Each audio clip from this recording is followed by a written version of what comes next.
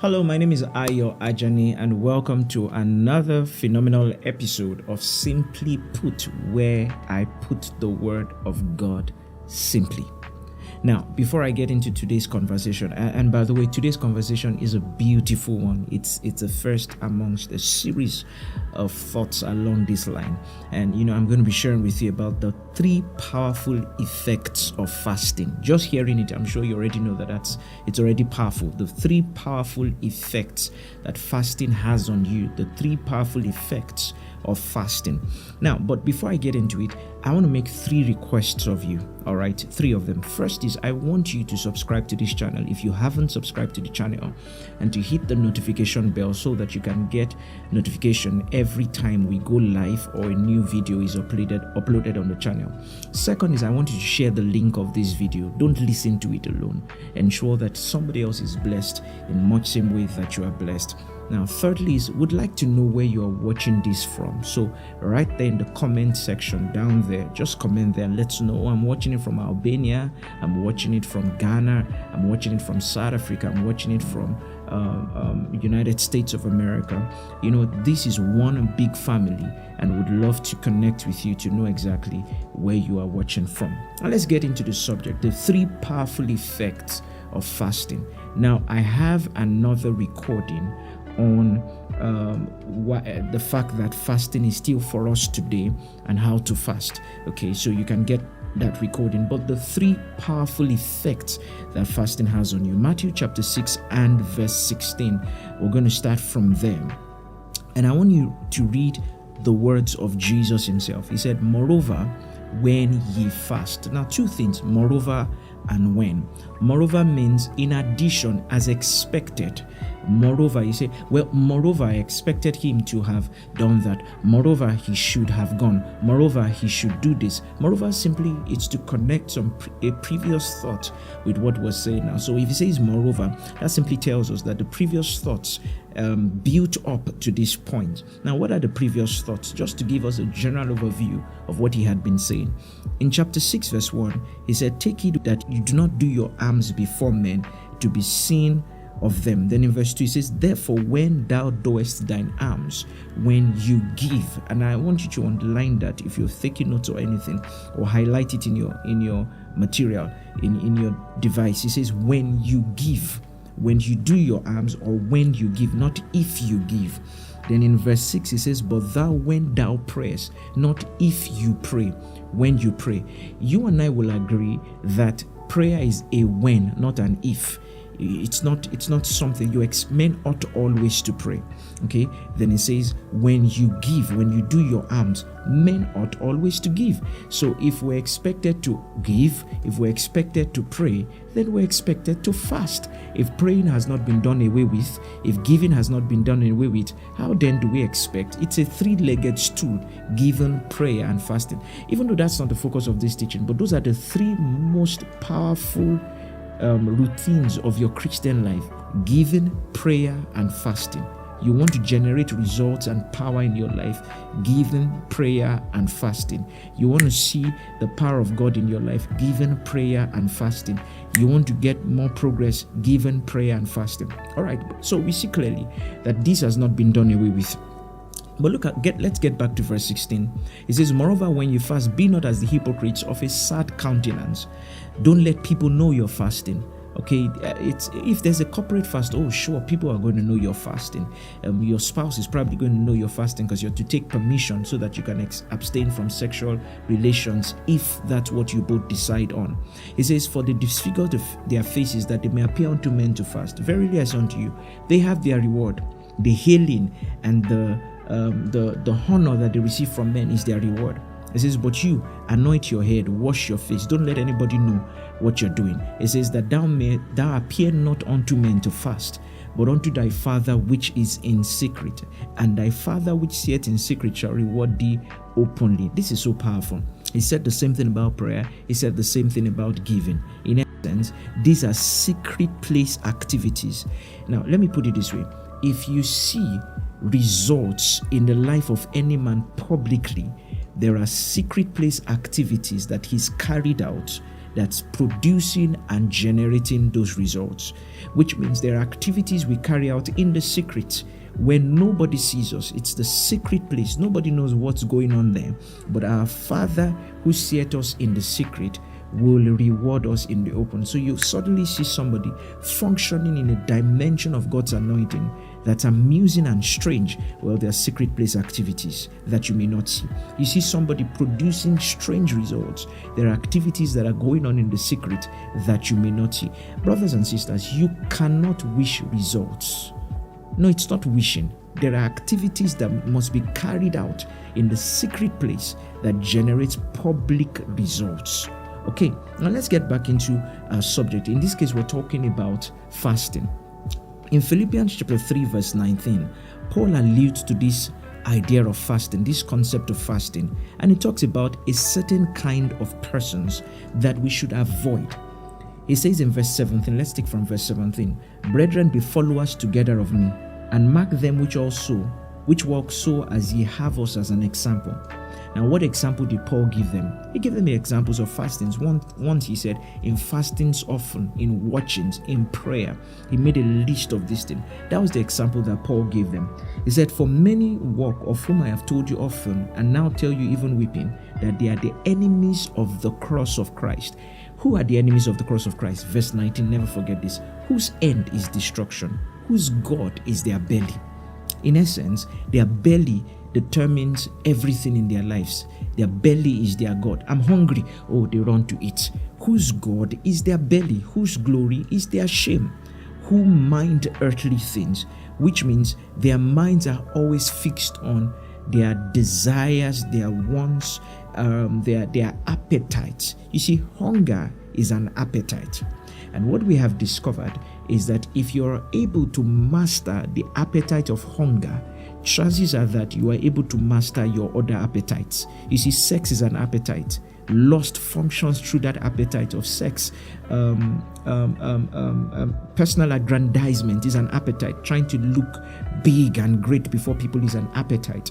But there's one appetite that God gives us a key to mastering. If we master this appetite, it has an effect on the other appetites, which means if you master this appetite of your hunger, the cry of your flesh, the voice of your flesh is hunger. If you master it, it becomes easy for you to master other appetites. So he said, whose God is their belly. Anytime their belly cries out, they just must feel their belly. They just must answer their belly. But we're not so. Our God is not our belly. Our God is in heaven above. And so we subdue the appetites of our flesh. Now, the three powerful effects of fasting. Why fasting is powerful is that it has an effect on the three compartments of the human person. Man is a spirit. He has a soul and he lives in a body. You are not a body. You are not a soul. You are a spirit. But then you have a soul and then you live in a body. Now, here is the power of fasting. It affects the three compartments of the human person at the same time. At best, many of the Christian disciplines that we exercise ourselves in would probably affect the soul, would probably affect the spirit, would probably affect the body. But fasting affects all three aspects at the same time. That's why fasting is so powerful. And every Christian must have at least one day of fasting in the week. Now, I know there are those who talk about a fasted life, but it takes discipline to live a fasted life. Many have not even disciplined themselves to fast once a week, and then they talk about a fasted life. So I encourage people, start with at least one day in a week. And what do we mean by that? Skip breakfast, skip lunch. Somebody says, well, when do I break? You don't break when you're hungry, because the reason for fasting is hunger. If you are hungry and then you go to break, then you do not fast. You must feel the need to eat. The hunger must call you and then you refuse it. Okay? So you go, I'm going to fast till 6 p.m. or something, whatever time that you choose. Choose at least a day of the week to fast. Now, the first place your fasting has an effect on is on your spirit. Your spirit. Fasting energizes your spirit. That's the first effect of fasting. That's why you read in several places and they would say fasting helps your spirit gain the ascendancy. It's either your spirit is weak and your body is strong, or your body is weak and your spirit is strong. You have to choose. Whichever one you feed becomes stronger than the other. Fasting helps to generate spiritual power. You see, your spirit man is like a dam, okay? And that dam has the capacity to generate spiritual power, to produce the energy and the power that's needed for your life. Let's look at the scripture, Luke chapter 4, and this is the Lord Jesus himself. Luke chapter 4 and verse 1. Now, he had been baptized by John at the Jordan.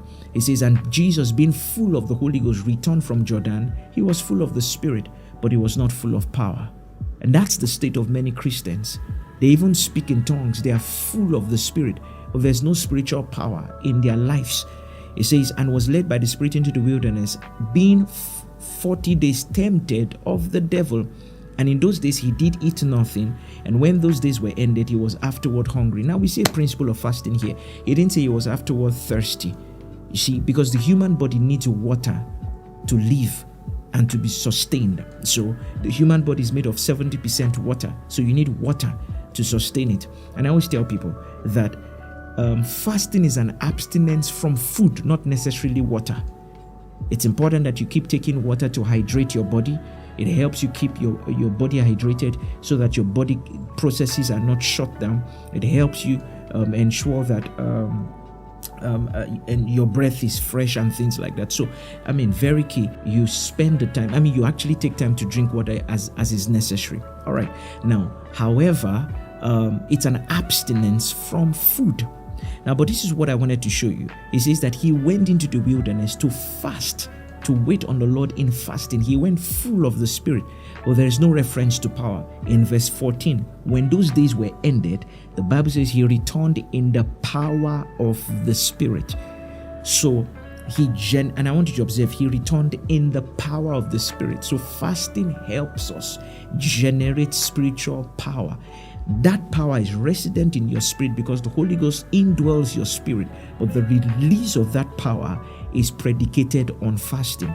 You want to see more power in your life?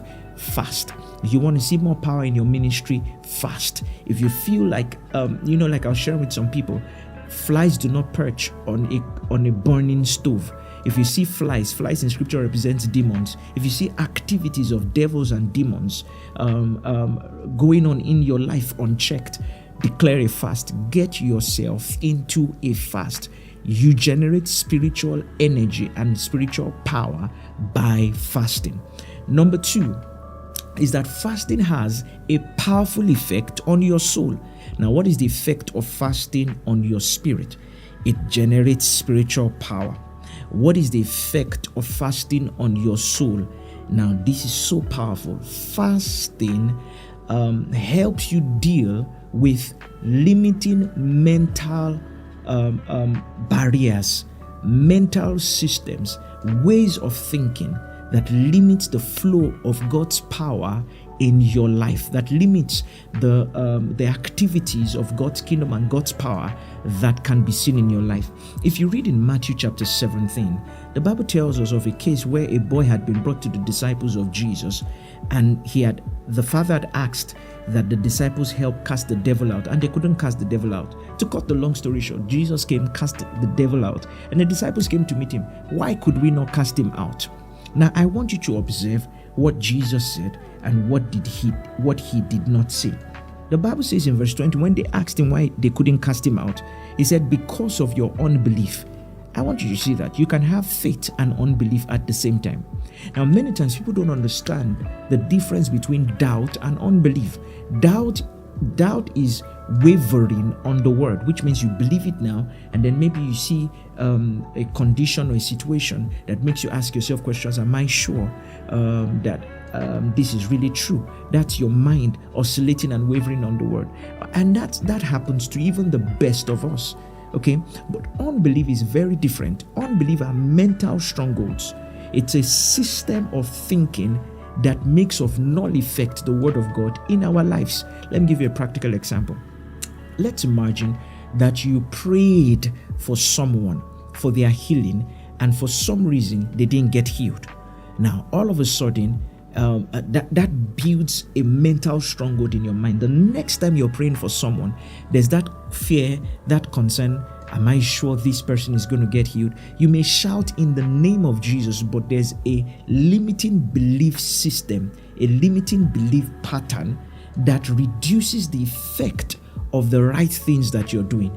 You know, somebody always gives this example, and I always use it. Imagine a husband and a wife who live together for so long with not much. The wife helps the husband, he gets wealthy. But the moment he got some money in his life, he started becoming unfaithful, okay, and went into infidelity because now he has more money to do all of that. A child that grows up in that environment suddenly there's that mindset in his or her mind that, once a man has extra money, then he's going to be less faithful. And so she's praying in church, or the pastor prophesies, "Oh God, prosper the men in this place." And she's praying for her husband to be prospered. But somewhere at the back of her mind, she's saying to herself, if this man gets some extra money, then most likely he's going to be unfaithful. So what happens?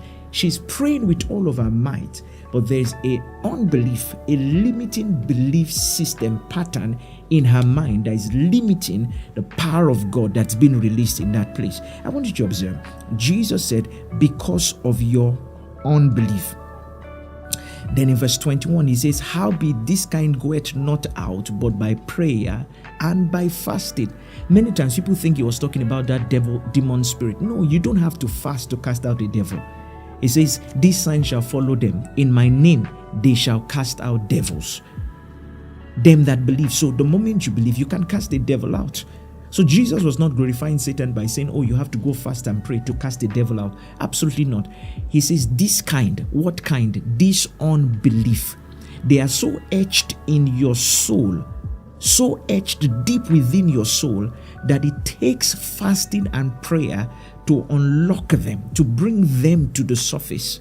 So the second thing fasting does for you is as you spend time in fasting, all of a sudden, there's an awareness that comes to you of these thoughts, these barriers, these limiting belief systems that may not be obvious to you. It's in that point that the Holy Ghost shines the light upon them and it helps you uproot them, unlock them. These things are not just unlocked by confession or meditation. It's unlocked by the Holy Spirit when you give yourself to fasting and to prayer. That's the second thing that fasting does for you. The third powerful effect of fasting is on your body. It crucifies and mortifies the flesh. Colossians 3 verse 5, it says, mortify your members which are on earth. One primary way to mortify the flesh is through fasting. Now here it is. Think of it. When you fast, power is generated from your spirit. Unbelief. Oh, this is beautiful. Unbelief is dislodged from your soul. Your flesh is mortified, which means, I just want you to imagine for a moment how powerful this is. So when I give myself to fasting, great power is generated from my human spirit. Unbelief that could have limited the flow of that power, that could have limited the result of that power, is dislodged from my soul. And then my flesh that could have, the flesh is like a pipe. It's like impurities. The impurities of the flesh now is what deadened. The voice of your flesh is deadened. And it's only the voice of the spirit that is heard. Your spirit has gained the ascendancy. Imagine the kind of results that you will have in your life. This is why you must fast. It's important. I should add, if you have a medical condition, get a doctor's prescription or whatever it is, doctor's advice on how to fast. Get a doctor's advice on, this is what you should do, this is what you should not do. But I'm speaking on a general basis. Every single believer needs to give themselves to fasting and prayer for the three powerful effects that it has on the believer when they fast. I hope you got anything out of this, because I did get something out of it. And the way to work on the word, the way to make sure that the word of God benefits you is to act on it immediately. So immediately declare a fast for yourself. Get scriptures and get into your closet. Spend time in prayer and see the powerful results that you're going to have as you fast. God bless you.